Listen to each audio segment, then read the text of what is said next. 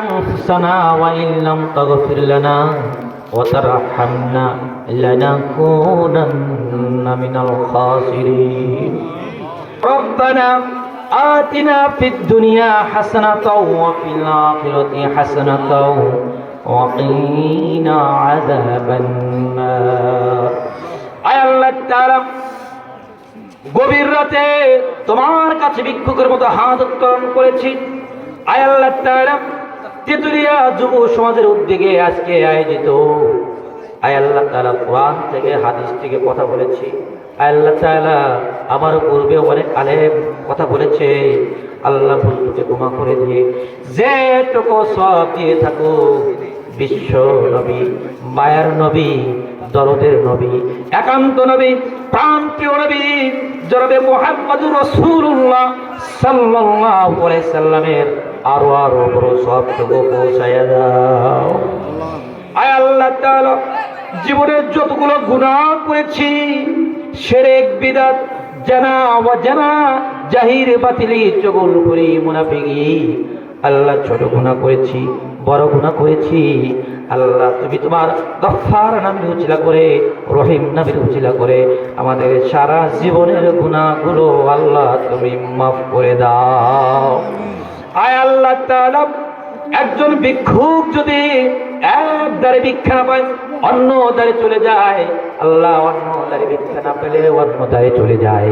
আয় আল্লাহ তাআলা এই মাহফিল যারা করলো, আল্লাহ যুবক ভাইরা, আল্লাহ যারা কষ্ট করেছেন, যারা শ্রম দিয়েছে, যারা অর্থ দিয়েছে, যারা বুদ্ধি দিয়েছে, আল্লাহ ভালো কাজের জন্য, কোরআনের কথা, রাসূল সাল্লাল্লাহু আলাইহি ওয়াসাল্লাম আদর্শের প্রতিষ্ঠিতের জন্য আল্লাহ যারা শ্রম দিল, টাকা দিল, পরামর্শ দিল, আয় আল্লাহ তাআলা আমরা জানি না কার মা হারালাম, বাবা হারালাম, ওই মা বাবার কবরগুলো তুমি জান্নাতুল ফেরদাউসে পরিণত করে দাও।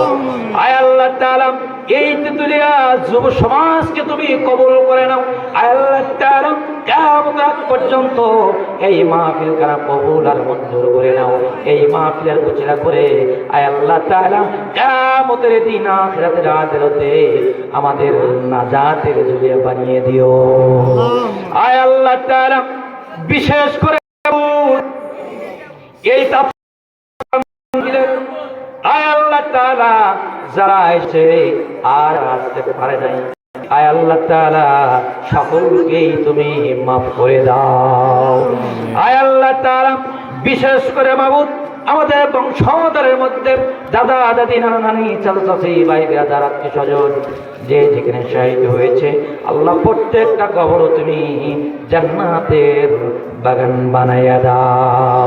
আয় আল্লাহ তাআলা আমাদের আমার সাথে যারা হাত উত্তোলন করেছে, আল্লাহ যে হাত তুমি পছন্দ করো সেই হাতে উচিলা করে আয় আল্লাহ তাআলা আমরা জানি না কারা কবরস্থ হয়েছে, আল্লাহ এই গ্রামবাসী যারা কবরস্থ হয়েছে, আল্লাহ আমরা যারা হাত উত্তোলন করেছি আমরা জানি না আল্লাহ কারা মা হারালাম, কারা বাবা হারালাম।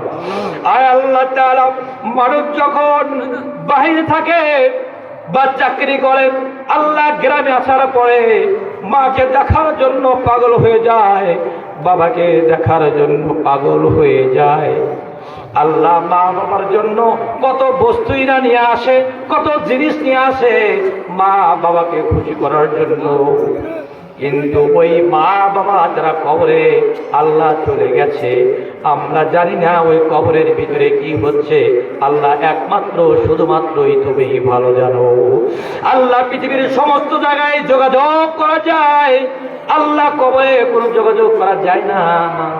আল্লাহ তাই দয়া করে মায়া করে তারা তীর্থের কাকের মতো তাকিয়ে আছে।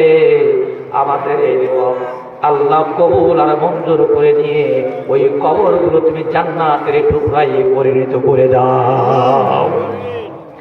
আয় আল্লাহ রাত্রি যখন গভীর হয়